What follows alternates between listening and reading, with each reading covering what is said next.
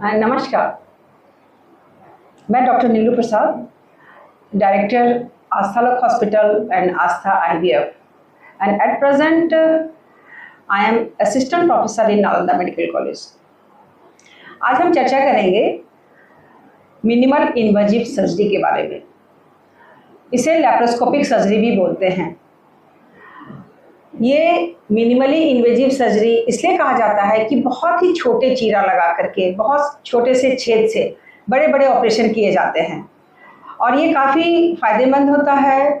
Patient को काफ़ी दर्द से निवारण होती है और hospital stay, infection, post operative complication सारे काफ़ी कम होते हैं। लैप्रोस्कोपिक सर्जरी हमारे पटना में कुछ दिनों से काफ़ी बूम पर है। आज के दिन में भी हमारे जो स्त्री रोग विशेषज्ञ हैं, ज़्यादातर लोग हैं ओपन सर्जरी ही कर रहे हैं, क्योंकि लैप्रोस्कोपिक सर्जरी एक एडवांस सर्जरी है। इसके लिए बहुत बड़े सेटअप की ज़रूरत होती है और कंप्लीट सेटअप के साथ साथ इसमें बहुत ज़्यादा मैन पावर की भी ज़रूरत होती है। तो आज के दिन में लैप्रोस्कोपिक सर्जरी पटना में हो रहे हैं और हमारे यहाँ स्पेशली ओपन सर्जरी तो बिल्कुल ही ना के बराबर है। जो भी सर्जरी है वो सारे लैप्रोस्कोपी होते हैं। एडवांस सर्जरी स्पेशली हम यहाँ पर IVF एक रन कर रहे हैं, आस्था IVF सिंस लास्ट 2 साल से। और IVF स्टार्ट करने के बाद हमें ये लगा कि महिलाओं में इतना ज़्यादा समस्या है ओवरी और यूट्रस को लेकर के, और काफ़ी लोगों में लगभग 25 to 30% महिलाओं में किसी न किसी तरह से हमें लैप्रोस्कोपिक सर्जरी करना अनिवार्य हो जाता है, चाहे ओवेरियन सिस्ट हो या उसे किसी तरह का फाइब्राइड हो। और उन सारे चीज़ों को जिसे हम कहते हैं फर्टिलिटी एनहांसिंग सर्जरी, कभी कभी ओवेरियन ड्रिलिंग करना पड़ता है या फिर जो हाइड्रोसल्फिंग्स बोलते हैं, जब फैलोपियन ट्यूब में पानी का जमा हो जाना, फूल जाना, इन्फेक्शन हो जाना, तो इन सारे सर्जरी, इन सारे समस्याओं को हम लैप्रोस्कोपिकली ही डील करते हैं और उसका रिजल्ट भी काफ़ी बढ़िया होता है, क्योंकि ये मिनिमल इन्वेजिव सर्जरी का हर तरह से काफ़ी बेनिफिट है। हम बात करेंगे, अभी हाल में मैंने हैदराबाद के एक बड़े इंस्टीट्यूट में जाकर के एक ट्रेनिंग के दौरान वहाँ पर वर्कशॉप अटेंड करना पड़ा मुझे, और उस जगह पे मैंने 8 से 10 सर्जरी, एक लाइव सर्जरी को अटेंड किया और साथ ही साथ उस जगह पर जो रोबोटिक सर्जरी है उसका भी बेसिक ट्रेनिंग दिया गया। हम बताना चाहेंगे कि ये जो हैदराबाद में जो वर्कशॉप और ट्रेनिंग प्रोग्राम था वो स्पेशली गायनी ऑन्कोलॉजी पर भी था, जहाँ पर कि एक महिला है जिसे बचदानी में या ओवरी में कैंसर का शिकायत हो या अर्ली डायग्नोसिस हो, एडिनोकार्सिनोमा हो या जो भी हो, उसके लिए कैसे एडवांस सर्जरी की जाती है। ये लैप्रोस्कोपी का जो एडवांस सर्जरी है वो उसका एक बहुत बड़ा वर्कशॉप था। और साथ ही साथ एडवांस सर्जरी में होता है कि हमें पूरा लिम्फ नोड रिसेक्शन और भी जो एडवांस लैप्रोस्कोपिकली ट्रीटमेंट होती है उसके लिए वहाँ पर बहुत अच्छे से ट्रेनिंग दी गई थी। वहाँ पर दूर दूर से काफ़ी लोग आए थे और जो एक्सपर्ट थे हमारे ट्रेनिंग में, उन लोगों ने काफ़ी अच्छा ट्रेनिंग दिया। और कुछ ऑपरेशन तो लैप्रोस्कोपी हुए, लेकिन कुछ ऑपरेशन जो है वो रोबोट के द्वारा भी हुआ और हमने काफ़ी इस चीज़ को नज़दीक से समझा और जाना। हम उम्मीद करते हैं कि आने वाले दिन में हम चाहेंगे कि उस तरह की सर्जरी की व्यवस्था हमारे सेंटर में हो। आज के दिन में ये जो लैप्रोस्कोपी है, जो मिनिमल इन्वेजिव सर्जरी है, ये हमारे एडवांस सर्जरी का एक पार्ट है जो नीड है। आज के दिन में हम बचदानी का ऑपरेशन दूरबीन से करते हैं, सुबह ऑपरेशन करते हैं और पेशेंट को शाम में छुट्टी कर देते हैं। तो इसका फ़ायदा पेशेंट को डायरेक्टली मिलता है और इसका सारा कॉम्प्लिकेशन और सारा चीज़ इसमें इम्प्रूव्ड है, पेशेंट को काफ़ी राहत भी मिलता है। लैप्रोस्कोपिक सर्जरी से हम बहुत सारे और भी जो महिलाओं में समस्याएं हैं उसका हम ऑपरेशन करते हैं। खास करके इनफर्टिलिटी में डायग्नोस्टिक, अगर जांच में कुछ भी नहीं निकलता है और हमें लगता है कि नहीं अब कहाँ प्रॉब्लम है, तो हम एक डायग्नोस्टिक लैप्रोस्कोपी करते हैं। बहुत सारी चीज़ें हैं लैप्रोस्कोपिकली, हम लैप एंड डाई करते हैं। कभी कभी ट्यूब को खोलने की भी प्रक्रिया जो है वो लैप्रोस्कोपी किया जाता है।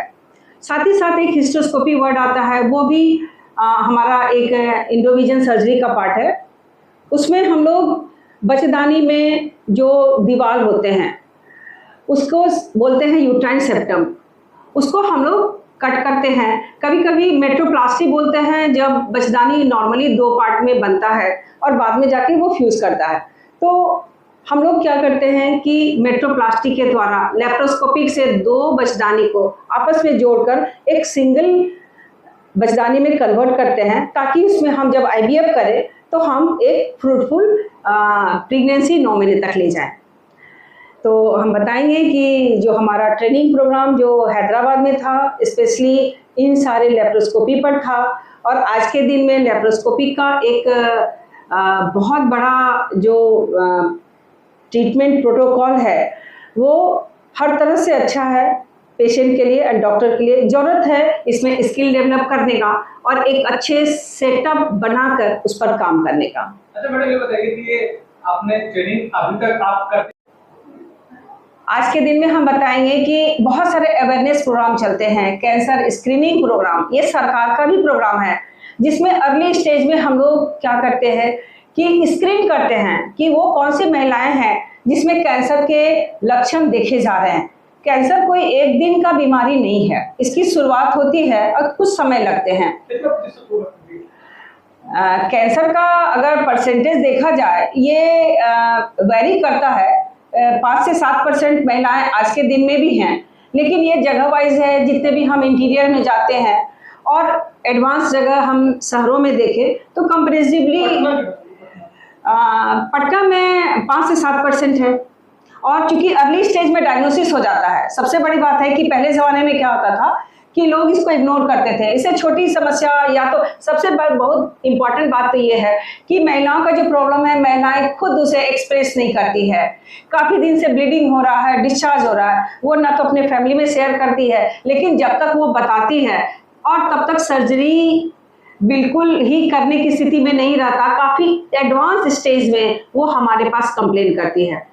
कैंसर का भी ग्रेडिंग है, उसका स्टेजिंग होता है 1, 2, 3 एंड 4, और नॉर्मली हम गायनेकोलॉजिस्ट लोग क्या करते हैं अर्ली स्टेज में हम कैंसर का सर्जरी करते हैं, लेकिन जब वो एडवांस स्टेज में हो जाता है, 2nd stage, 3rd stage, 4th stage में, इसे हम लोग किसी हायर सेंटर में भेजते हैं। लेकिन आज के दिन में बहुत सारे ऐसे सेंटर हैं जहाँ पर हम लोग एडवांस सर्जरी करते हैं और स्टेज 3, 4 तक का भी सर्जरी हम लोग अपने यहाँ उसका व्यवस्था किए हुए हैं, वो हम लोग करते हैं।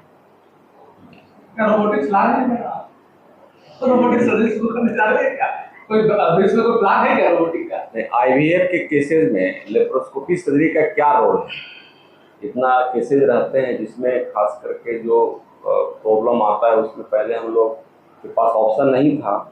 तो आज के डेट में गायनी में जो IVF आप लोग करती हैं उसमें बहुत सारे जो कारण होते हैं, उसमें कितना हम लोग करेक्ट कर पाते हैं इंडोस्कोपी सर्जरी से, कितना सक्सेस मिल पाता है, तो उस खास करके इंडोस्कोपी का रोल IVF में कितना? हमने तो बताया कि जब से मैंने IVF स्टार्ट किया उसके बाद मैंने जितने भी केसेस देखे हैं उसमें 25% महिलाओं को, जो इनफर्टाइल फीमेल है, जो हमारे पास कंप्लेन करती है कि हमें बच्चे नहीं हो रहे, लगभग 25% महिलाओं को हमें लेप्रोस्कोपिकली हमें फर्टिलिटी एनहांसिंग सर्जरी करना पड़ता है। माने ऐसी सर्जरी जिससे हम उसकी फर्टिलिटी को एनहांस कर सकें, या तो वो ट्यूबल सर्जरी हो, या ओवेरियन सर्जरी हो, या यूट्राइन सर्जरी हो। ओवेरियन सिस्ट है, चॉकलेट सिस्ट, एडिनोमायोमा, जिसको हम लेप्रोस्कोपिकली डील करते हैं। फैलोपियन ट्यूब में जो हाइड्रोसेल्फिंग्स है उसको हम लेप्रोस्कोपिकली क्लिपिंग करते हैं, ओवेरियन ड्रिलिंग करते हैं। और बच्चेदानी में गांठ का होना, फाइब्रॉइड होना, ये बहुत ही कॉमन है। इससे हमारा क्या होता है कि कैविटी डिस्टॉर्शन होता है, जो बच्चेदानी का जो आकार है वो काफ़ी डिस्टॉर्ट हो जाता है फाइब्रॉइड के चलते, और उसमें नेचुरल प्रेगनेंसी नहीं ठहरती है और ना ही IVF का सक्सेस रेट हम दे पाते हैं। तो उसके लिए हमें लेप्रोस्कोपी के द्वारा हमें एक सर्जरी करनी पड़ती है। जो गांठ होता है उसको हम दूरबीन से ही निकालते हैं। ओपन सर्जरी में इतना फाइन और इतना अच्छा काम नहीं हो पाता है, क्योंकि हमें फील्ड ऑफ विजन जो काम करने का है वो बहुत अच्छा नहीं मिल पाता है। लेप्रोस्कोपी में हम लोग बहुत अच्छे से सब कर पाते हैं।